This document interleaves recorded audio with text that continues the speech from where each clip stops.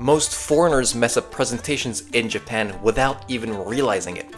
You speak well, your slides are clean, your ideas are solid, but the room feels just cold. No reaction, just polite nods. But why, guys? It's because Japanese business presentations follow completely different rules. If you don't follow those rules, even a great presentation can make you look unprepared or even arrogant. But the good news is, once you understand the structure, the tone, and the delivery style, you can stand out and earn real respect. Let me show you how. My name is Sean and I help foreign professionals master real-world Japanese, business Japanese, so they can succeed in Japanese companies, not just survive. And if you're preparing for a presentation at work, this video is going to save you from embarrassment and maybe even help you earn praise from your boss. Let's start with the structure.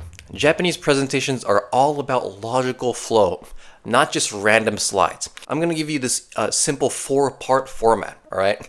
We've got purpose, background, proposal, and then conclusion.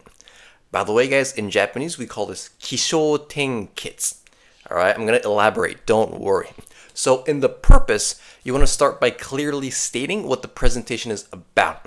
It's the same as Western, like English presentations. First, it's all about what it is about, right?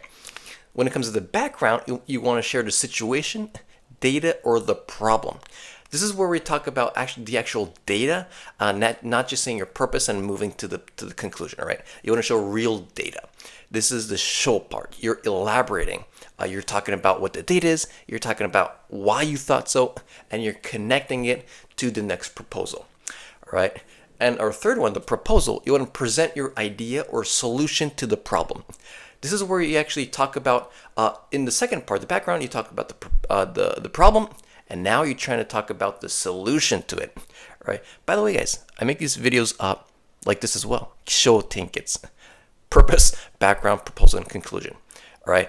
And the last part, you want to talk about the conclusion. You want to talk about the summary of the key points and the next step, all right? This is just a quick way to actually format, actually make your presentations, okay? Say things like, 本日は新製品のマーケットについてご説明いたします。Then walk them through the facts, your proposal, and a calm summary.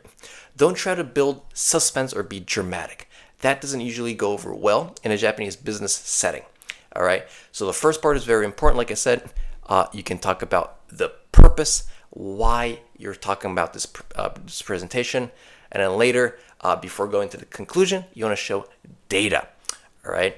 It's most of the things that I'm talking about is the same as English presentations, but the reason why I'm talking about this now is because most people are very dramatic at the beginning, and you don't want to do that. Just follow your English or whatever language your country you're from. Just follow the same patterns: purpose, background, proposal, conclusion, and you're gonna be fine. It's no different in Japanese presentations. All right. I also want to talk about speaking humbly and speaking clearly. All right. In Japan, confidence is shown through preparation and humility, not passion or bold opinions, all right? People do this a lot. Here are some simple but powerful phrases that you can use. For example, guys, you can say something と考えております instead of I think this is the best. You don't want to be too direct, all right? You want to be indirect. と考えております is much better than saying だと思います because と考えております means I think so. This is my opinion. I don't know if I'm right. All right. Another thing you can say is ご覧いただければ幸いです when showing data or slides. You're not just forcing people to say to look at the slides. You're saying 幸いです. It'll be great if you take a look at this. Avoid making strong personal statements like I believe this is the best again. Instead say based on the data, we believe this approach may be effective. Remember, guys, in Japan, you want to speak like not too directly. You want to speak indirectly. You want to say you want to be very soft because that's the culture here, right? Also, speak slowly and clearly, especially if you're not fluent. It's better to be clear and calm than to try to sound like a native speaker and stumble. All right, there are 2 other steps, and I'm going to talk about step number 3. Keep your slides clean, okay? Japanese managers at work love simple and clean slides. This is how you do it. 1 idea per slide, All right, you want to use just one. You don't want to use like 3 to 5 because a lot of people. I make this kind of videos because I've seen a lot of people do it. All right, all right. One idea, one slide. All right. Use bullet points, tables, or charts. You don't want to show a lot of pictures. I mean, illustrations are fine, but data is better than illustrations or like pictures. All right. Bullet points, tables, great. Keep the colors neutral. Again, no bright pink or neon green. In Japanese presentations, usually conservative colors. Like it's like wearing a suit. You don't want like a pink necktie at work, right? Wear something conservative. Wear something more formal. You're gonna be alright. And also, don't crowd your slides with too much English, especially if your audience is Japanese.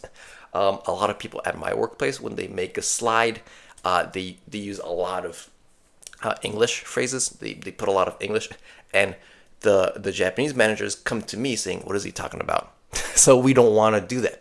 All right. Don't write too much English in your presentations. Use more Japanese. If you don't know the Japanese, Google Translate it. It's okay. If you make it, if you make sure with your friend or coworker, they'll tell you if it's not correct. All right. Remember, the slides are not the main event. You are. The slides are just quiet support in the background. You're the main person. Okay. Step number 4. Present with calm energy, guys. Don't be not too high, not too low. Okay. When you start, you want to bow and say, 今日はよろしくお願いいたします. During your talk, stand still, speak slowly, and then keep gestures minimal. You're not trying to entertain people. You're trying to show respect and professionalism. Okay? And at the end, bow again and say, ご清聴ありがとうございました. That's a standard phrase to politely thank your audience for listening. All right? And our last step is handling Q&A. The Japanese way. Here's the trick. Even if you're nervous or don't know the answer, you don't want to panic, okay? If you're unsure, there's a magical word that you can use. You can say, ご確認の上、ご連絡します. ご確認の上、連絡します. This shows that you're honest and responsible. It means that you'll confirm first and then respond later. You don't want to just like say a lot of things that you don't know in the Q&A session. You want to make sure in your office and then let you know. All right. Again, this shows that you're honest and responsible, and that's what Japanese companies value. All right. And whatever you do, don't interrupt, challenge, or correct your boss in public. If there's a misunderstanding, address it privately afterwards. I see this a lot. A lot of foreigners talk to their bosses and they correct them in public. This is a no-no in Japan. Okay, well, I'm sure it's a no-no in your country as well, but especially in Japan, oh, you're in trouble later, man. All right. So if there's a misunderstanding, always talk about it privately afterward. So those were a few things that a few ideas that you can keep in mind when making a Japanese presentation, and I hope it helped you. If you found this video helpful, if it gave you any value, please give it a like, and I'll talk to you in our next one. Thank you very much for letting me serve you on YouTube. I get a lot of comments about how helpful the content is. I'm very happy that motivates me to make more videos. Thanks, guys. Love y'all. I'll talk to you in our next one. Bye-bye.